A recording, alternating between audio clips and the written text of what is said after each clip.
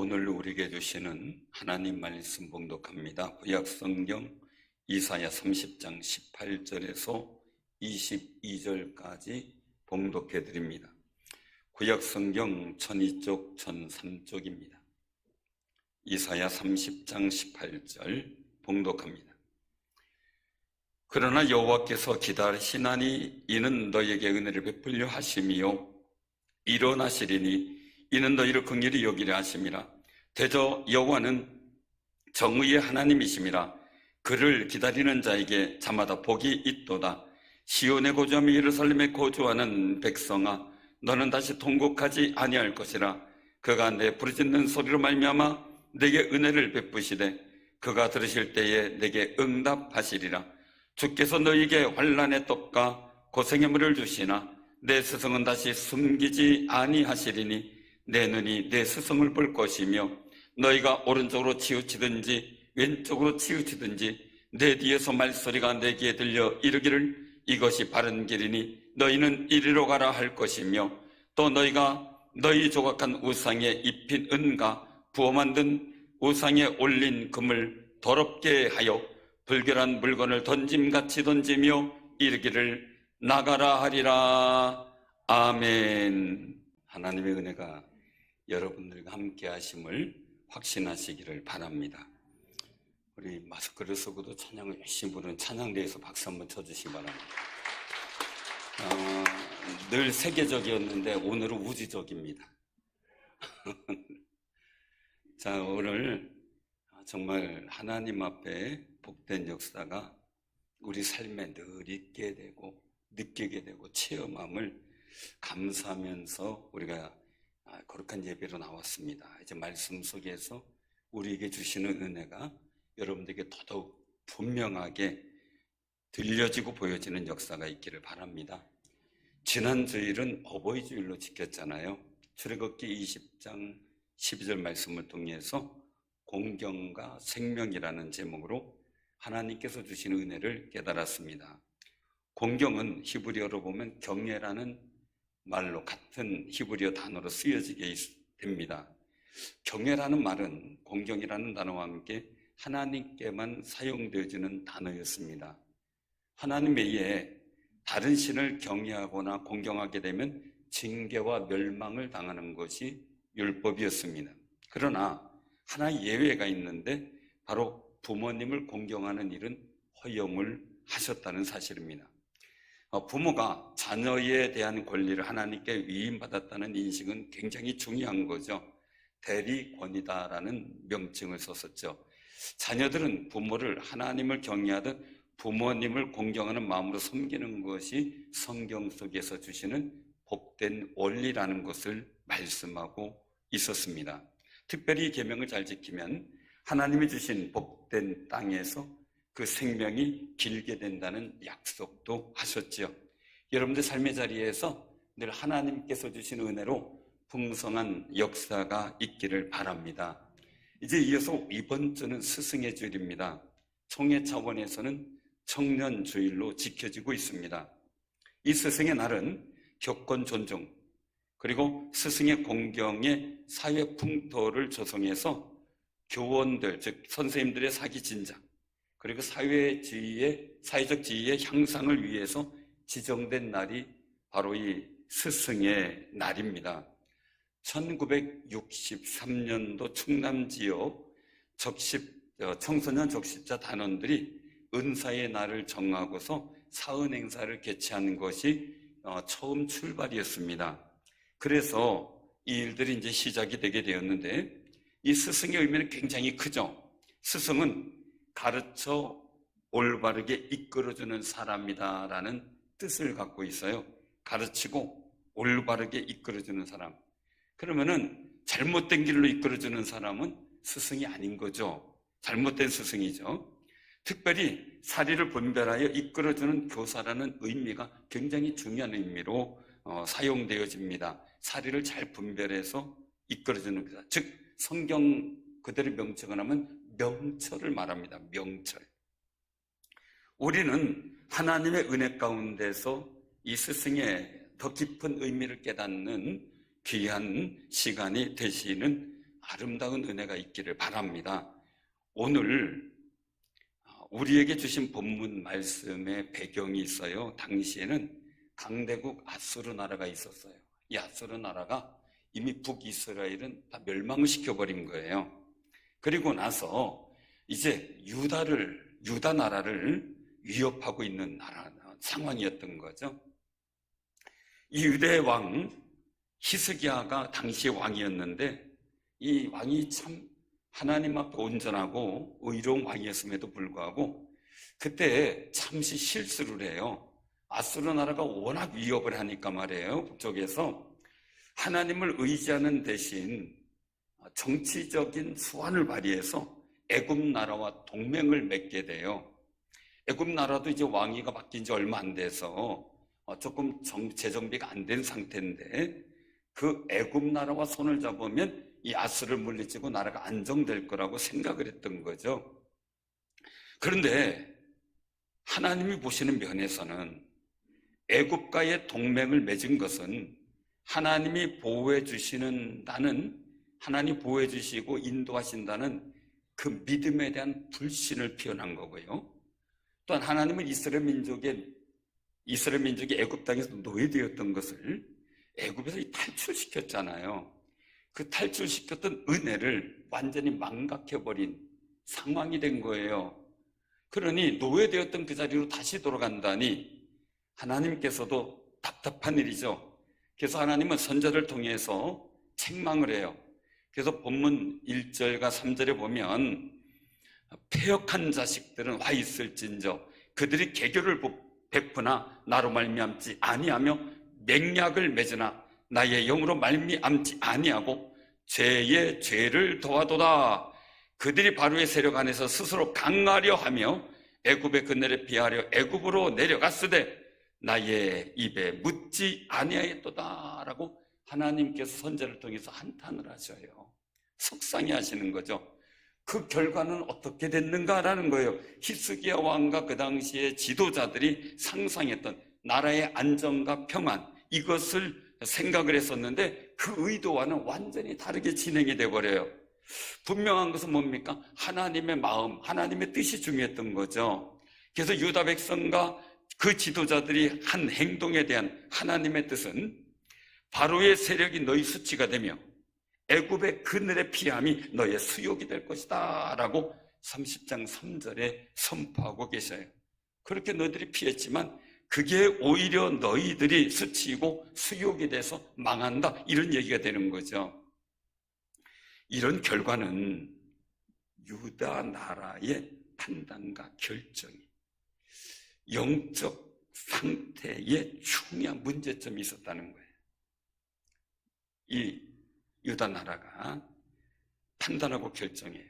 근데 그것을 하는데 이 영적 상태가 문제가 있었어요. 그게 뭐냐면 첫 번째는 자기 생각대로, 자기 판단대로, 자기 편한대로 행동하며 결정하고 살았다 이거예요. 하나님이 유다 백성을 평가하시는 구절의 모습을 보면 어땠냐? 패역한 백성이요, 거짓말하는 자식들이요, 여호와의 법을 듣기 싫어하는 자식들이다라고 평가를 했어요. 기도하며 하나님의 지혜를 구하고 선지자가 하나님께서 주시는 말씀이 어떤 것을 전하는지 듣고 묻고 거기에 대해서 관심을 가져야 되는데 관심조차 없었다는 거죠. 그 반면에 다윗은 나단 선지자가 하는 말을 잘 들었죠. 사울 왕은 사무엘이 전하는 말씀을 잘 듣지 않았죠. 그래서 결국 예배에도 실패하게 됩니다. 우리가 말을 해도, 이 선지자들이 말을 해도 자기 뜻대로 해버리니 하나님 말씀과 인도를 싫어하는 마음의 상태였다라는 거죠. 상태였다. 왜요? 하나님의 말씀을 버렸다는 거죠. 하나님을 의지하기보단 사람과 환경을 의지했어요. 그리고 정치적인 자기 수완을 믿고 있었던 거죠. 정치적으로는 잘했다고 봤어요. 근데 하나님은 싫어하셨어요. 우리나라 정치도 하나님이 기뻐하시는 정치가 되기를 기도해 주시기를 바랍니다. 그것이 우리에게 평안이요 기쁨이 되겠죠. 그 둘째는 뭐였냐 보면 유다 백성이 패역한 이유가 마음에 스승이 없었어요. 스승을 두지 않았죠. 10절에 보면 그들이 선견자들에게 이르기를, 선견하지 말라, 선지자들에게 이르기를 우리에게 바른 것을 보이지 말라, 우리에게 부드러운 말을 해라, 거짓된 것을 보이라 라고 요구하는 상태였어요. 요즘에도 이런 경우를 보게 되죠. 그래서 우리가 하나님 말씀을 듣기보다는 하나님 말씀 이렇게 전했으면 좋겠어 라는 요구도 할 때가 있어요. 유다 백성들과 지도자들의 행동은 하나님이 세우신 선지자들에게 자신들의 요구사항대로 설교하라고 강요하고, 그리고 또한 그 일도 속에 억압을 하고 있었던 그 상황이었죠. 그런데 유다 백성들의 그런 행동은 11절에 보면 너희는 바른 길을 버리며 첩경에서 돌이켜라, 이스라엘의 거룩한 일을 우리 앞에서 떠나시게 하라라는 그 의도로 하나님이 받아들이시게 돼요. 정말 우리가 이 일들을 굉장히 중요시 여겨야 되는데요, 하나님 말씀은 우리가 듣고 실행하는 것이지 하나님 말씀을 이래라 저래라 판단할 수가 없다는 거죠.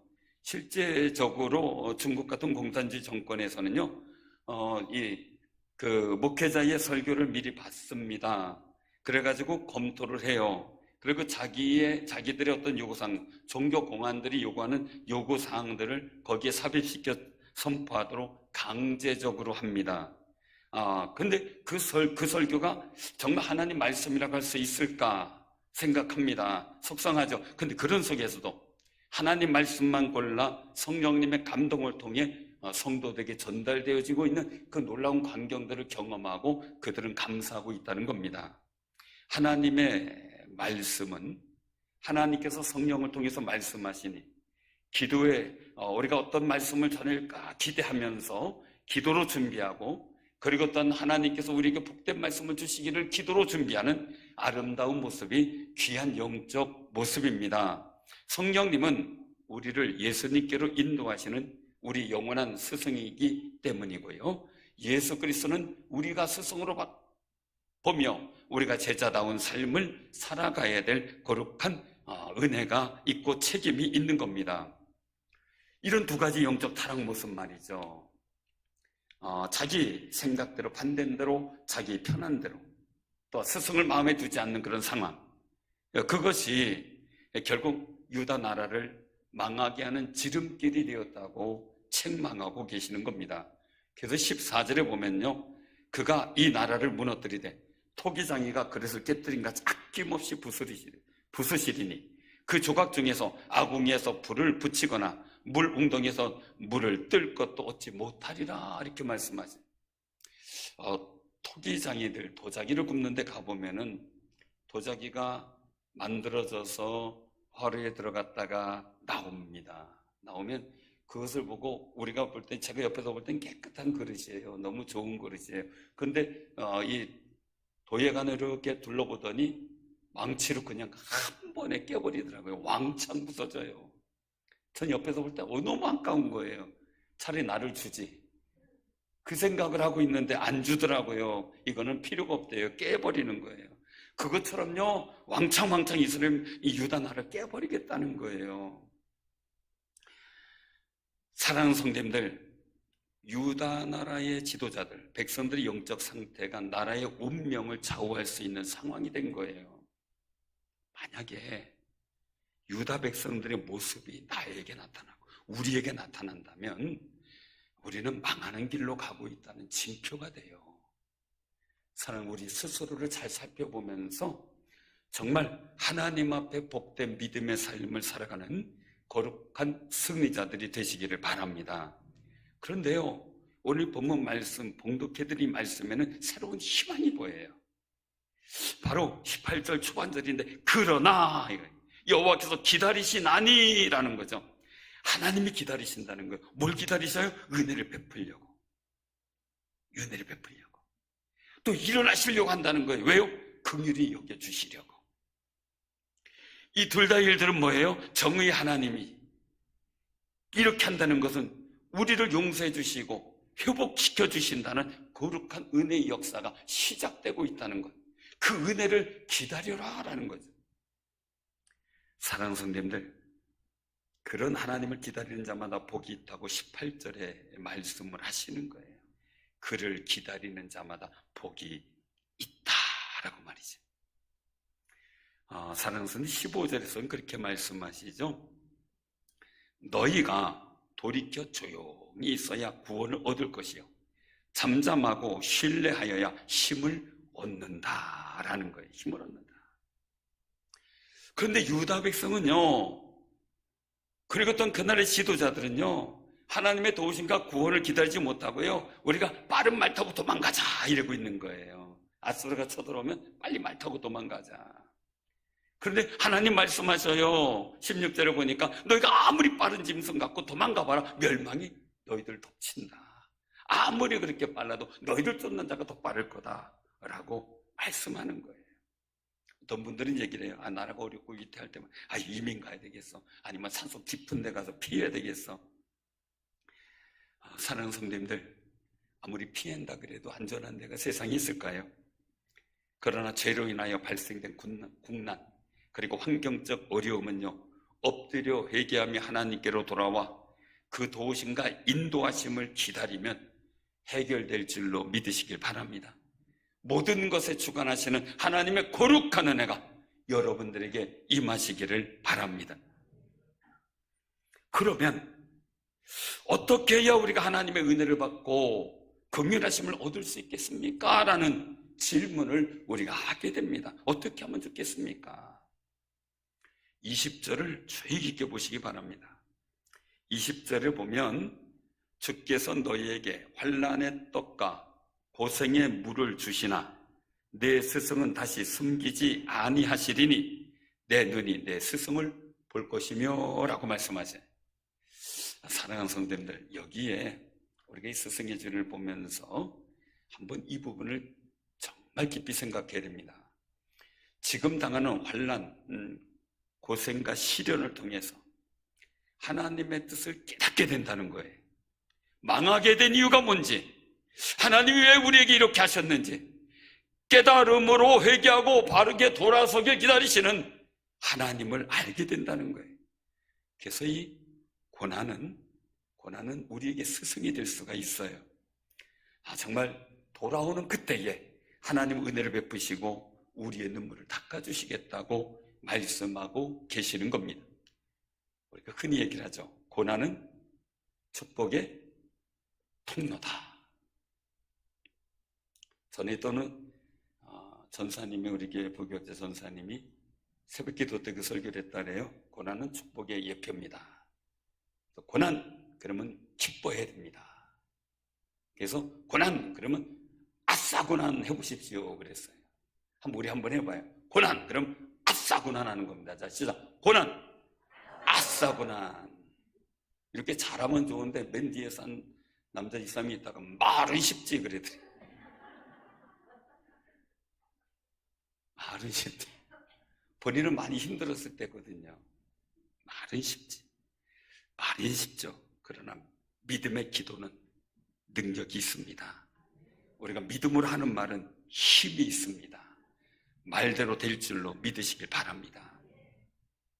고난 속에서 세상을 바라보던 마음의 눈이 하나님을 바라보는 시각의 변화가 생길 때 막막했던 나의 앞날의 삶에 뭔가 희망의 꿈이 생기고 비전이 생겨나게 되는 겁니다. 그래서 시편 기자도 시편 119편 92절에서 고백을 해요. 주의 법이 나의 즐거움이 되지 아니하였다면 내가 내 고난 중에 멸망하였으리이다 라고 고백해요. 고난 중에 주의 법이 즐거웠다는 거예요. 그게 스승이 되었다는 거예요. 그래서 시편 119편 99절에 이어서 고백해요. 내가 주의 증거들을 늘 읊조림으로 나의 명철함이 나의 모든 스승보다 나으며 라고 고백합니다. 사랑하는 성도님들, 고난 속에서 하나님 말씀 보니까 이 말씀이 내 스승이 되었다는 거예요.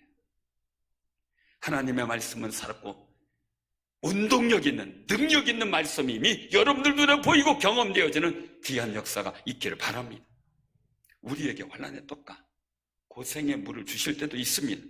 그것은 순전히 우리 허물과 죄로 인하여 생겼다는 사실을 우리는 깨달아야만 합니다.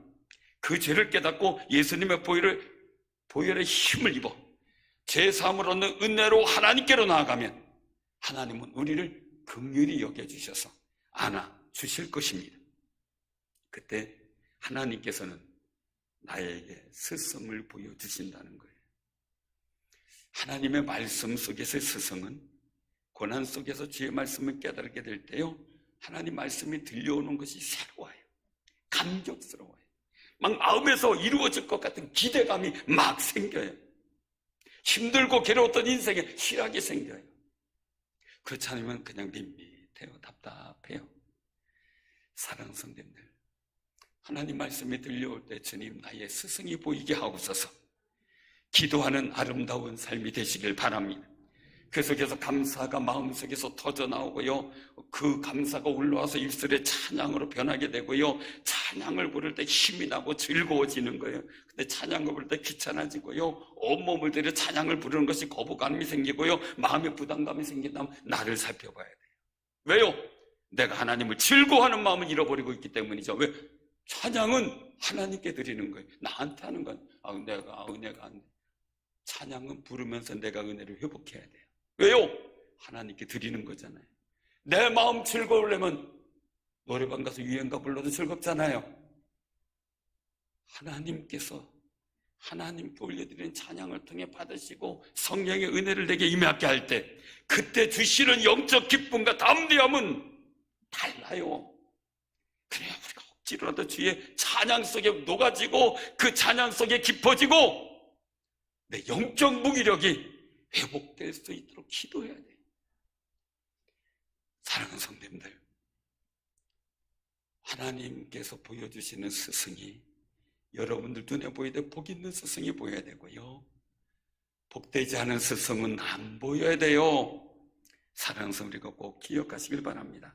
이런 모습을 살아갈 때 영적 눈이 떠져서요, 하나님이 보여주시는 스승을 본 사람들은 변화된 행동을 보게 돼요. 변화된 행동. 바로 본문 21절, 22절에 말씀하고 있어요. 한번 우리가 그 21절 한번 봉독합니다. 너희가 오른쪽으로 치우치든지 왼쪽으로 치우치든지 내 뒤에서 말소리가 내 귀에 들려 이르기를 이것이 바른 길이니 너희는 이리로 가라 할 것이며. 아멘. 22절에는 우상을 내어버리는 그 행동의 모습을 말씀하고 있어요. 그동안 이스라엘 민족, 북이스라엘도 그렇고 남유다도 그렇고 선지자의 말, 선견자의 말을 무시하고 거부했어요. 유다 백성들과 지도자들이 선지자가 선포한 하나님 말씀에 권고를 듣고 순종하지 않았던 그들이 이제는 권고를 듣고 순종할 마음이 생기게 되었고, 그리고 자신을 인도하시는 하나님의 거룩한 역사를 보게 돼요. 그때부터 달라지는 나라의 삶의 환경, 그리고 또한 이스라엘 백성들이 누려야 될 하나님 복된 역사가 바로 23절 이후로 나와요. 곡식이 풍성하게 거두어지는 땅이 이루어진대요. 그리고 맛있는 음식이 풍성한 환경이 된대요. 하나님의 치료, 행복하고 평안한 날들이 지속되고요, 유다 나라를 괴롭고 두렵게 했던 아수르 나라는 하나님이 알아서 물리쳐 주시겠대요. 할렐루야죠. 사랑하는 성도님들, 영적 스승의 관계가 회복이 되고 잘 이루어갈 때 신앙의 멋진 승리와 감격적인 인생 승리의 맛을 맛보게 될 줄로 믿으시기를 바랍니다. 그러면 우리가 기억해야 됩니다. 여러분들의 스승은 누구입니까? 라는 거예요. 여러분들의 스승은 누구입니까? 스승이라고 하는 것은요, 내가 인정하지 않아도요, 내게 영향을 주는 말을 한 사람이 스승이 됩니다. 내게 영향을 주는 말을 하는 사람. 사랑하는 성도님들, 배운 것이 있으면 스승이라는 이야기예요. 작은 것이라도. 사도 바울은 고린도전서 4장 15절에서 고백을 했어요. 그리스도 안에서 1만 스승이 있으되 아버지는 많지 아니하니 그래서 예수 안에서 내가 복음으로서 너희를 낳았음이라 라고 말씀하세요. 진통을 겪고 낳은 영적 아들이다. 그냥 스승이 아니라 아버지 같은 스승이다 라고 말씀하는 거죠. 고린도 교회 성도를 향한 일반적 스승이 많아요. 1만 스승이라고 얘기 고백한 것처럼요. 근데 아버지로서의 애정을 가진 스승은 사도 바울이다라는 고백을 하고 있는 거예요. 담임 목사는 성도들이 복되도록 기도하며 지도하며 인도하며 하라고 세운 주의 종이에요.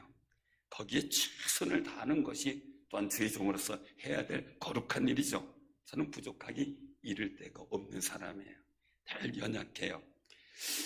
그래서 하나님께서 저를 목회자로 부르셔서 목사가 되게 했는데 이 신학을 가기 전까지 진짜 갈등을 많이 했어요.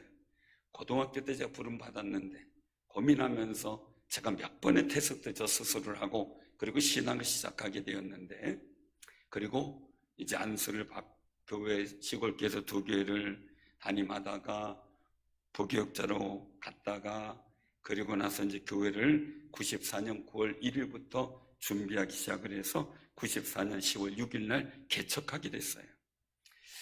정말 그때부터 하나님께서 보내신 성도들을 축복하게 하셨고 지금에 이르게 하셨습니다. 디모데전서 2장 7절에 보면 사도 바울은 그런 고백을 했어요. 이를 위하여 내가 전파하는 자와 사도로 세움을 입은 것은 참말이요 거짓말이 아니니 믿음과 진리 안에서 내가 이방인의 스승이 되었노라 라고 고백을 합니다. 저도 이런 심정을 갖고 목양을 하려고 최선을 다합니다. 그래서 하나님 앞에 더 무릎 꿇고 기도하고 성령의 지혜를 구하고 하나님께서 주시는 방법과 지혜대로 목회의 계획을 세우려고 노력을 합니다. 하나님의 뜻을 구하기 위함입니다.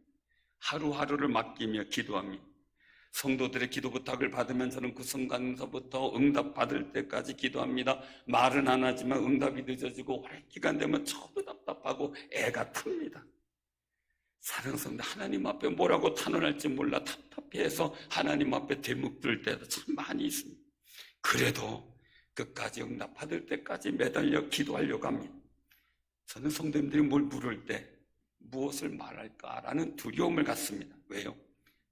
제가 하는 말이 하나님의 뜻과 일치가 되어야 되고 또한 하나님의 계획에 협력하고 그 성도를 통해서 하나님께서 이루실 거룩한 뜻에 합력하는 일인가라는 고민이 늘 섭니다. 무엇보다 최고 중요한 겁니다. 제가 이 말을 할 때 성도들에게 복이 될 것인가 라는 겁니다. 그것 때문에 기도하고 또 기도하고 그리고 나서 말을 하게 됩니다. 때로는 즉답을 할 때도 있지만 때로는 며칠만 미리 달라고 해서 기도를 합니다. 그리고 나서 이것이 정말 성도에게 복이 되는 일이다 라고 생각하면 해요. 근데 아멘하고 열심히 해주는 분이 있으면 하나님께서 분명히 일을 이루시는데 예 알았습니다 그리고 안 하면 속이 상해. 얼마나 그것 때문에 애쓰고 기도했는데 말이죠. 지금까지 제가 기도하고 응답받아 전해진 말씀대로 순종하신 분들 중에 하나님의 복이 이루어지는 것을 많이 받고 그 은혜가 저희 목회적 감격이고 힘이었습니다. 신앙생활은 어떤 사람을 스승으로 두냐에 따라서 많은 것이 달라집니다. 주의 종에게 순종해야 된다고 하는 말을 하는 사람을 스승으로 두고 영향을 받은 분들은 평생 그렇게 살면서 복된 일들을 하면서 살아갑니다. 주의 종이 하는 일들을 살펴서 태클을 걸어서 마음대로 하지 못하게 해야 된다는 말을 하는 스승의 영향을 받은 사람은 평생 그렇게 신앙생활하고 직분 감당하다가 영적 갈등이 생기고 육신에 큰 손해를 자초하는 것도 보게 됩니다. 어떤 분이 저한테 지금은 저희 교인이 아니면 답답해 하더라고요. 그래서 왜 그런가 했더니 자기 신앙의 모델이 있었는데 그 모델 장로님이 이런 분이었습니다. 그런데 제가 그것을 못할 피하겠습니다 라는 안타까운 얘기를 하는 것을 들은 적이 있습니다. 형제와 화목하라고 하신 것이 예수님 말씀입니다. 원수라도 사랑하라는 것이 하나님 말씀입니다. 그런 목회자는 성도를 축복하고 성도는 거기서 헌신하면서 하나님 복된 역사를 누려야 될 사람입니다. 그럼 거기에서 우리가 얼마나 더 화목해야 되겠습니까? 축복하는 일에 사명을 걸고 있는데 감정을 주는 사탄의 영적 영향을 받든지 잘못된 스승의 영향을 받아서 반감을 가지고 신앙생활을 한다면 얼마나 답답한 일이겠습니까? 담임 목사를 하나님께서 주시는 비전을 이루어가는데 힘이 되고 도우라고 직분자들을 세우죠. 사역자들을 세우죠. 그 직분자가 반감을 가지고 목회적 일에 진행을 하지 못하게 한다면 사실은 물론이라니와 교회와 성도들에게 많은 손해를 끼쳐주게 돼요. 이걸 누가 감당하겠습니까? 성도들을 복되게 하고 하나님 나라를 번성하게 하는 일을 시킨 하나님을 반대하는 것과 마찬가지가 된다면 너무 영적 손해가 되잖아요. 사역자나 직분자는 다 하나님의 일을 돕기 위해 세워지는 분들입니다. 그래서 저는 저희 목회의 비전에 맞는 재능을 가진 분들에게 사역을 맡깁니다. 사역을 맡은 분들이 잘할 수 있도록 도와줘야만 합니다. 마음에 들지 않는다고 해도 기도하며 협력해줘야만 합니다. 교회의 사역자들을, 교사들을 책망하고 무시하는 것은 그 사역자를 임명하고 세운 목회자, 담임 목사를 비난하는 것과 무시하는 겁니다. 더 나아가 저에게 감동 주어서 세웠는데 그걸 비난한다면 결국은 하나님을 비난하는 것 같을 수 있다는 겁니다. 사랑하는 성도님들, 특별히 예배 시간은 찬양과 함께 시작됩니다. 우리 교회는 코로나 시기에 예배 집중하면 한 번도 예배를 쉬지 않고 드렸습니다. 왜? 매우 중요한 일이고 교회의 최우선 과제고 그리고 사명이기 때문이죠. 예배의 자세는 15절에 말씀합니다. 같이 한번 봉독합니다. 주 여호와 이스라엘의 거룩하신 이가 이같이 말씀하시되 너희가 돌이켜 조용히 있어야 구원을 얻을 것이요 잠잠하고 신뢰하여 힘을 얻을 것이거늘 너희가 원하지 아니하고 라는 겁니다. 하나님께 온전한 마음으로 집중을 하는 게 예배입니다. 예배는 하나님을 위해 준비된 예배위원들이 준비된 마음으로 연출을 합니다. 물론 우리가 예행연습도 해야 되는데 아직 시행을 못하고 있는데요, 예행연습도 필요하죠. 연출입니다. 예배에는 마음을 집중하고 회중의 성도들은 같이 동참하고 공감하면서 예배가 오로지 하나님 앞에 상달되어야만 합니다. 계속 개인의 말을 함부로 하면 안 되고요, 더구나 예배 실황이 유튜브로 방송으로 막 나가고 있습니다. 더욱 주의해야만 합니다. 제가 교회에 있을 때도 집중하지만 출타해도 유튜브로 방송을 늘 같이 예배를 드립니다. 함부로 우리가 목소리 내면 안 됩니다. 하나님의 계심을 인식을 해야 되기 때문이죠. 저는 예배의 승리자가 받는 복된 역사를 많이 보았습니다. 또한 예배 실패자가 받는 하나님의 어마어마한 메시지가 생활과 몸으로 당하는 것을 많이 보았습니다. 그래서 매우 두렵고 조심스럽게 생각을 합니다. 저도 예배 중에 저희 부족함이 보이면 정말 일주일 내내 회개하면서 지낼 때도 있습니다. 예배로 복된 승리를 하기 위함이죠. 왜요? 다윗은 예배로 승리했지만 사울은 예배의 실패자가 되었고, 우시아 왕도 단단히 굉장히 위대한 왕이었지만 번제 한번 잘못 때림으로 문둥병에 걸려 평생 고생하다 죽습니다. 사랑하는 성도님들, 우리가 다 같이 어우러지는 예배, 하나님께서 기뻐 받으시는 예배를 우리가 집중해서 볼 때 주님이 보여주시는 스승이 보입니다. 제가 복되어야 성도들이 복되죠. 장로님들이 복되어야 장로님과 교회가 가정이 자녀가 복됩니다. 안수 집사님, 권사님, 집사님, 성도님들이 다 복된 사람이 되어야 교회와 가정과 자녀가 복된 역사가 나타납니다. 사랑하는 성도, 오늘은 청년주일입니다. 우리 교회는 젊은 교회가 돼야 돼요. 분위기도 여건도 마찬가지입니다. 젊은이들이 마음껏 어울리고 누리는 분위기를 만들어 가야 되고, 그런 장소를 만들어야 되고, 그런 배려가 있어야 됩니다. 그게 교회의 미래 부흥에 어울리는 모습이기 때문에 그렇습니다. 저는 젊은 층과 같이 얘기를 많이 들으려고 해요. 일부러 젊은 스타일로 자꾸 꾸미려고 노력을 해요. 교회 행정과 목회 잘 적응해 나가고, 그렇다는 젊은 사람들이 하는 일들에 대한 비전들을 같이 만들어 가려고 노력합니다. 힘들어도 우리 연세 드신 분들이 모든 분위기나 이런 걸 양해해 주셔야 됩니다. 공감해 주셔야만 합니다. 그리고 또 연세 드신 분들에게도 여러 가지 공감은 하지만 우리가 함께 어우러지는 예배를 위해서 정말 같이 젊어지는 아름다운 모습도 필요합니다. 지난 주간에 전지를 했어요. 소나무 전지에. 소나무가 막 엉켜 있어요. 그 말라 죽어가고 속에선 벌레도 끼고 심지어 새집도 있더라고요. 털어보니까 모양도 안 좋고, 그래서 전문가들한테 보고 배운 거, 그리고 또 책도 보고 인터넷도 보고, 그리고 또 이제 주변에 가로수 전지하는 것도 보고 배우면서 저렇게 하면 되겠구나 해서 가지치기를 해서 시원하잖아요. 아직 우에 조금 더 해야 돼요. 과일나무도 전지하죠. 잘 열매맺도록. 우리 지난번에 우리 서재선 집사님이 이쪽에 설죽이 있는데 그게 꽃이 안 폈어요. 한 3년, 2년 안 폈네요. 근데 재작년에 한번 가지치기를 다 했더니 올해 꽃이 폈어요. 올해 제가 옆에 가서 그랬어요. 작년에도 안 폈거든요. 너희들 이제 올해 안 피면 내가 뽑아버린다. 네, 그랬어요. 그랬더니 폈어요. 안 뽑아버릴게. 그랬어요. 사랑하는 성님들, 전지라면서 꿈을 꿔요. 이 나무를, 소나무를 어떻게 할까? 왜냐하면 전문가들이 그 얘기를 하더라고요. 어떤 모양을 만들까를 그린대요. 그래서 이 부분을 쳐주고 이 부분을 살리고 어떻게 해서 만들어 가는데, 저도 한번 멋지게 꿈을 꿨어요. 그래서 그렇게 한번 만들어 보자 해서 전지를 한 거예요. 사랑하는 성님들, 저는 교회에 대한 꿈이 있어요. 하나님이 주신 비전을 그려요. 저는 성도 한 분 한 분, 장로님 한 분 한 분 비전이 있어요. 그 가정에 어떤 복된 일들을 받기를 원하는 비전이 있어요. 그 일을 되기를 원해요. 그래서 제가 가끔 가다 이런 말 저런 말 할 때가 있어요. 가지치기예요. 이렇게 했으면 좋겠어요. 저렇게 했으면 좋겠어요. 가지치기 잘할 때 아름다운 모양이 낼 수가 있는 거거든요. 디모데 4장 3절에 말씀하세요. 때가 이르리니 사람이 바른 교훈을 받지 않으면 귀가 가려서 자기 사역을 따를 스승을 많이 두고, 지금 시대가 어른이 공경받지 못하고 선생님들의 가르침이 무시당하는 시대인 것만은 분명합니다. 목회자에 대한 인식도 참 땅에 떨어질 정도로 힘들어지고 있는 모습도 저도 인정합니다. 이런 때 하나님 우리의 믿음을 찾으신다는 거예요. 우리의 믿음을 보신다는 거예요.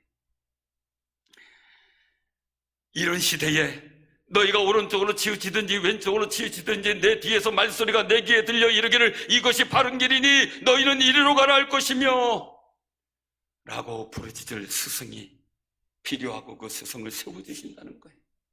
이런 속에서 하나님의 역사를 만들어가려면 순종자가 필요하겠죠. 사랑하는 성도님들, 스승의 주일이에요.